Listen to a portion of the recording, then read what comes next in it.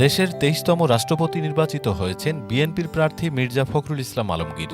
দীর্ঘ ৩৫ বছর পর প্রতিদ্বন্দ্বিতাপূর্ণ রাষ্ট্রপতি নির্বাচনে তিনি ২৫৫ ভোট পেয়ে জামায়াত নেতৃত্বাধীন ১১ দলীয় জোটের প্রার্থী অবসরপ্রাপ্ত কর্নেল অলি আহম্মদকে পরাজিত করেন। ১৯৪৮ সালে ২৬ জানুয়ারি ঠাকুরগাঁওয়ে জন্ম নেয়া মির্জা ফখরুল ইসলাম আলমগীর ঢাকা বিশ্ববিদ্যালয় থেকে অর্থনীতিতে স্নাতক ও স্নাতকোত্তর ডিগ্রি অর্জন করেন। ১৯৭২ সালে ঢাকা কলেজে প্রভাষক হিসেবে কর্মজীবন শুরু করেন। পরে বিভিন্ন সরকারি কলেজে শিক্ষকতা এবং সরকারি বিভিন্ন গুরুত্বপূর্ণ দায়িত্ব পালন করেন। ১৯৮৬ সালে সরকারি চাকরি ছেড়ে সক্রিয় রাজনীতিতে যোগ দেন তিনি। ১৯৮৮ সালে নিরপেক্ষ প্রার্থী হিসেবে ঠাকুরগাঁও পৌরসভার চেয়ারম্যান নির্বাচিত হন। পরে বিএনপিতে যোগ দিয়ে ১৯৯২ সালে ঠাকুরগাঁও জেলা বিএনপির সভাপতি হন।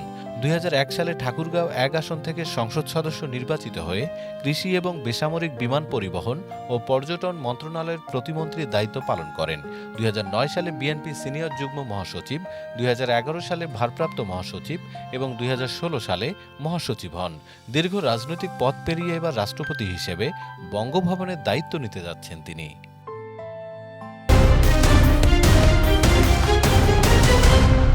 বাংলাদেশ সময়, সবার আগে দেশ।